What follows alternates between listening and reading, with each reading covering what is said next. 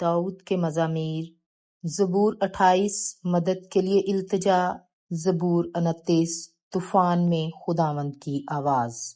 اے خداوند، میں تجھ ہی کو پکاروں گا۔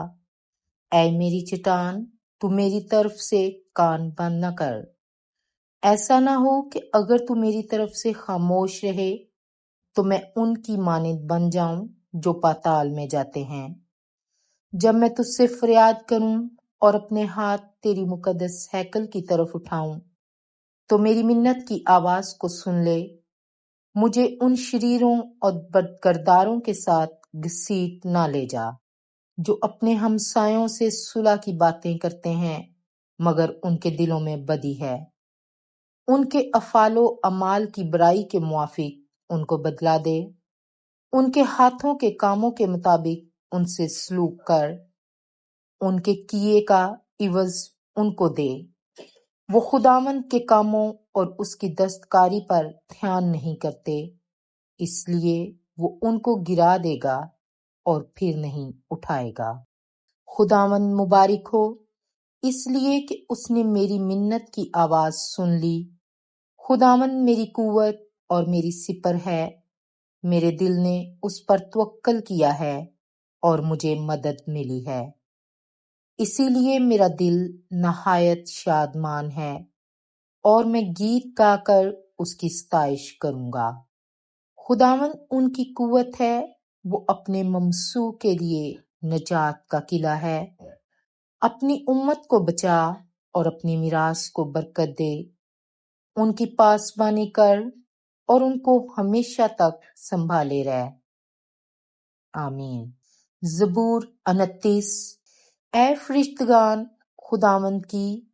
خداوند ہی کی تمجید و تعظیم کرو۔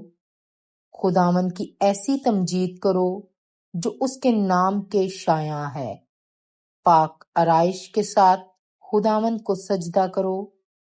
خداوند کی آواز بادلوں پر ہے، خدائے ذوالجلال گرجتا ہے۔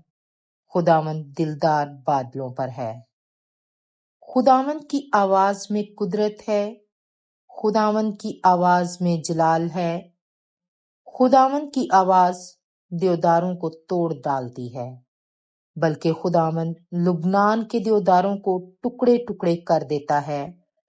وہ ان کو بچھڑے کی مانند، لبنان اور سریون کو جنگلی بچھڑے کی مانند کداتا ہے۔ خداوند کی آواز آگ کے شعلوں کو چیرتی ہے۔ خداوند کی آواز بیابان کو ہلا دیتی ہے۔ خداوند قادس کے بیابان کو ہلا ڈالتا ہے۔ خداوند کی آواز سے ہرنیوں کے حمل گر جاتے ہیں اور وہ جنگلوں کو بے برگ کر دیتی ہیں۔ اس کی ہیکل میں ہر ایک جلال ہی جلال پکارتا ہے۔ خداوند طوفان کے وقت تخت نشین تھا، بلکہ خداوند ہمیشہ تک تخت نشین ہے۔ خداوند اپنی امت کو زور بخشے گا۔ خداوند اپنی امت کو سلامتی کی برکت دے گا۔ آمین۔ Thank you for watching. Like, share, and subscribe.